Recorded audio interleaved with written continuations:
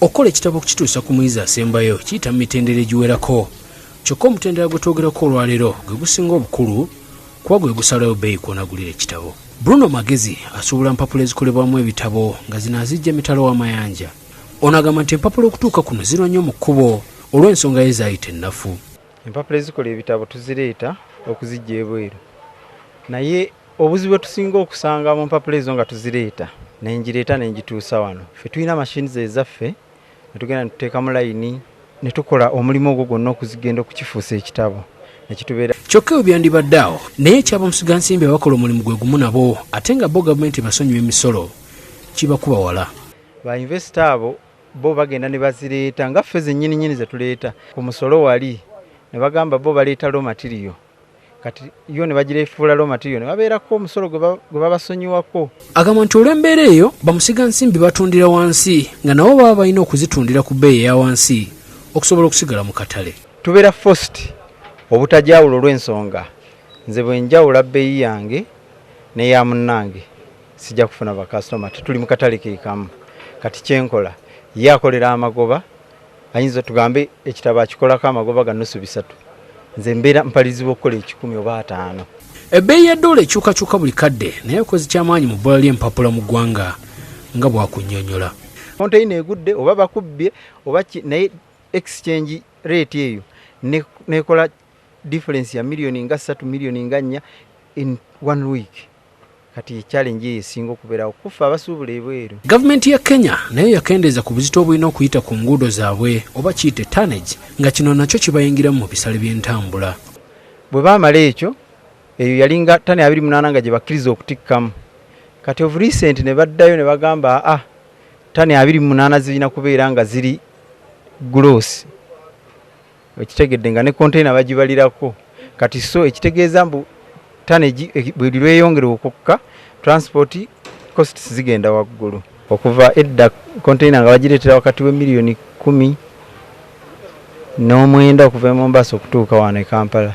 Naye kati emmotoka zireeta millioni 12-13 kati okuva Mombasa okutuuka e Kampala transport yekka.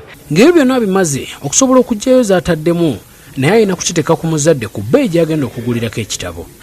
Kati ezo costs zonna ogenda okuzaba zigenda ne zituuka ku final consumer oli owa wansi. Boxi y'empapula ezikola exercise books agisobolayo ku 64,014.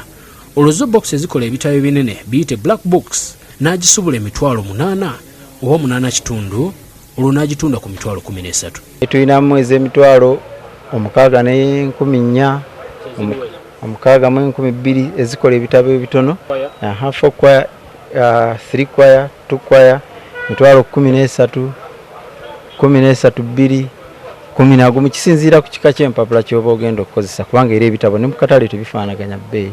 Obumalirivu, obwagazi n'okumanya bizinensi eno bwetambula bye weetaaga okugiyingira gwagyetaaze. Omulimu gwonna bw'oba ogutandika, essente zonna z'olina zisobola okutandika omulimu. Kyetaaga determination. Osooka n'okiyiga, n'okyagala, n'otandika okukikola. Kyokka ebyo nabo oba birina weetaaga okufuna akatale w'onaatunda empapula zo.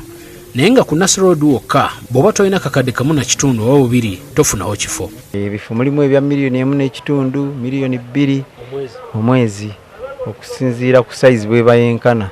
Ekifo ekisaamusaamu kiri mu millioni nga 2 bwezityo, naye kati ate gaba amaduuka ate amaduuka gabeera ku ssente nnyingi. Obukadde wakati wa 3.58 bwe weetaaga nga capital gwatandika. Nga kiri reasonable bw'oba ogenda okutandika kukola omulimu.